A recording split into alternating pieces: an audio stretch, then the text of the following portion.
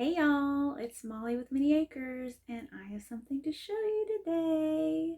So, as you can see, we are in my laundry room, and it is crowded in here, having moved these shelves in here. But this is what we got going on. So this is a 4-foot long shelf system, and these lights are shop lights. They came 2 in a pack for like 16 bucks each from Walmart.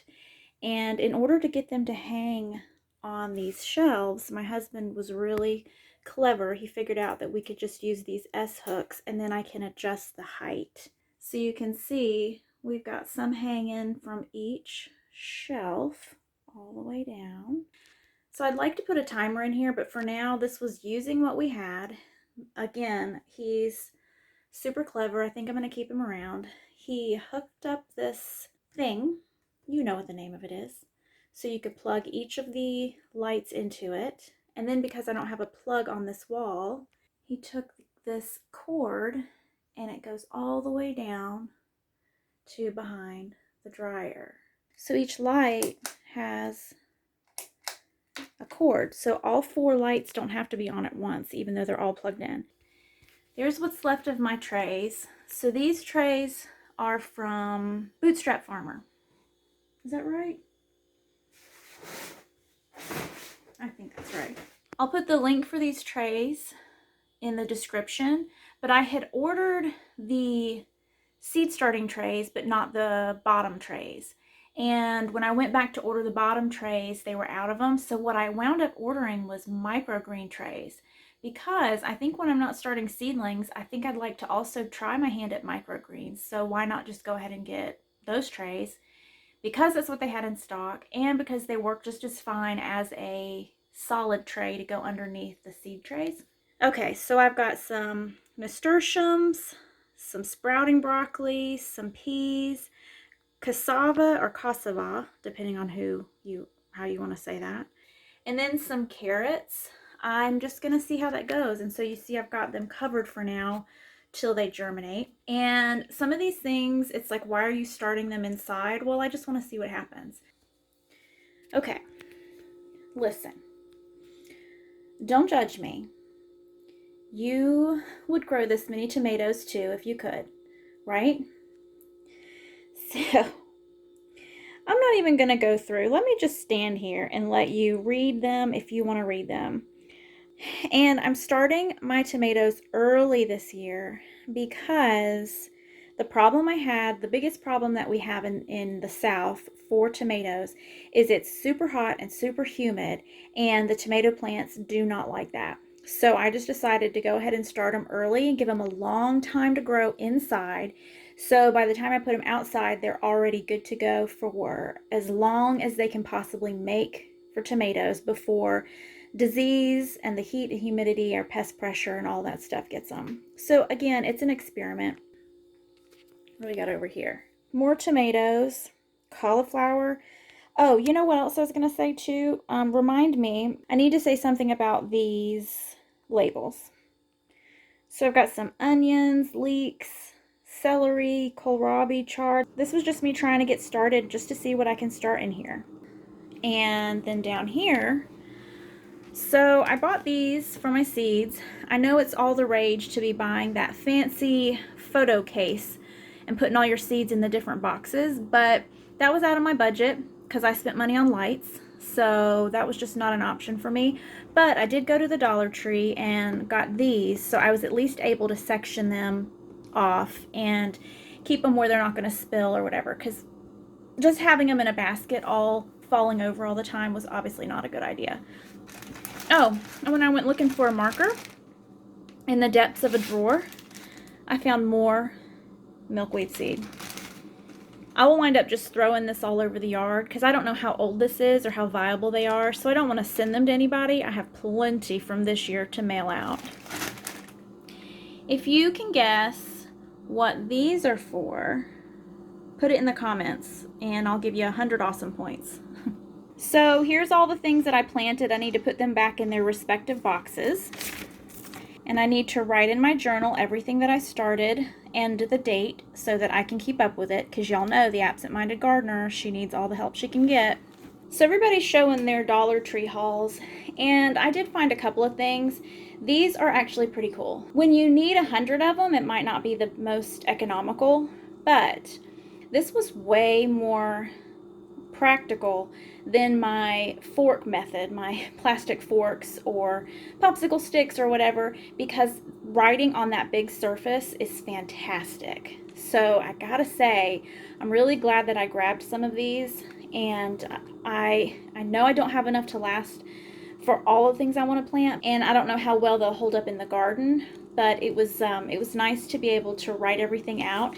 And also, let's see if I can show you. Like, I was able to write, that came from Garden Jabs 7 at Instagram.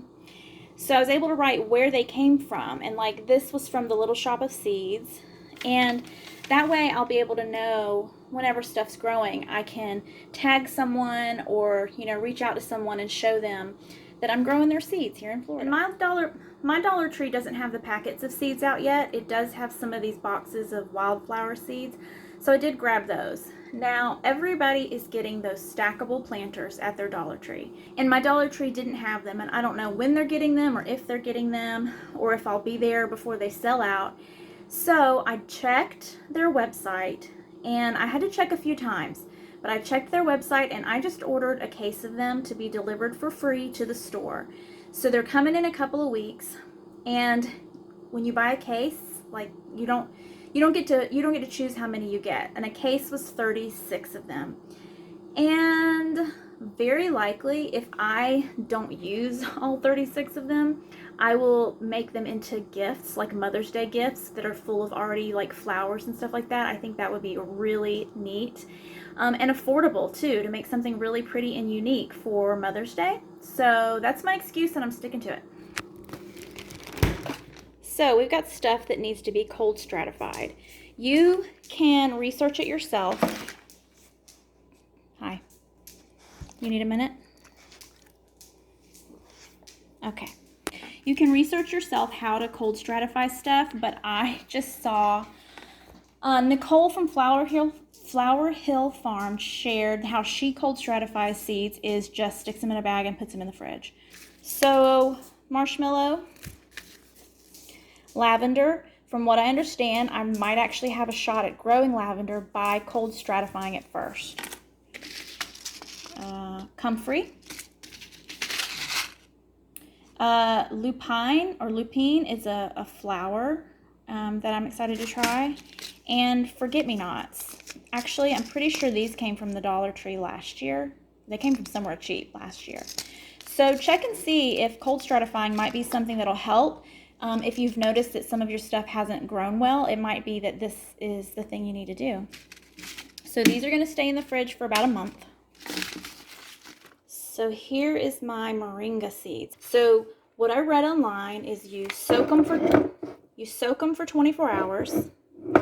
Then you put them in a baggie and put them in a dark spot. So that's what I'm going to do. And I don't remember, you just check them every couple of days to see if they've germinated. So that's what we're doing with this.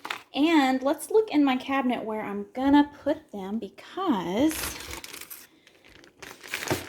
I decided to try Plant Mama Tatiana's method for starting avocados.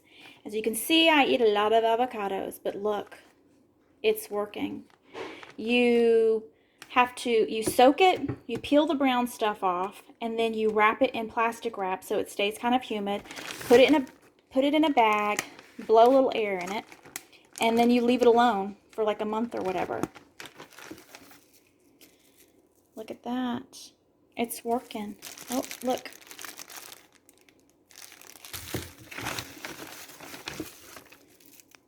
How fun is this? So this was so much easier than the water in the jar with the toothpick method, where you have to constantly keep an eye on the level of the water or keep cats from knocking it over. So this is awesome. I will put a link to her video talking about how to do this in the description as well. I'm so excited that I finally got started. It takes a lot to go through your seeds and figure out which ones you're going to start and get everything set up and figure out what to do and when to do it. And work has been crazy, and really busy, and the world's on fire, and I'm tired. So I'm pretty proud of myself that I managed to get this done, because I just kept procrastinating it and being super forgetful. So hopefully my timing is okay on at least some of these things. You know, if you can just start something. The starting is the hard part, but now I feel like I've got a little momentum going. Hopefully this is encouraging if you've been procrastinating getting started.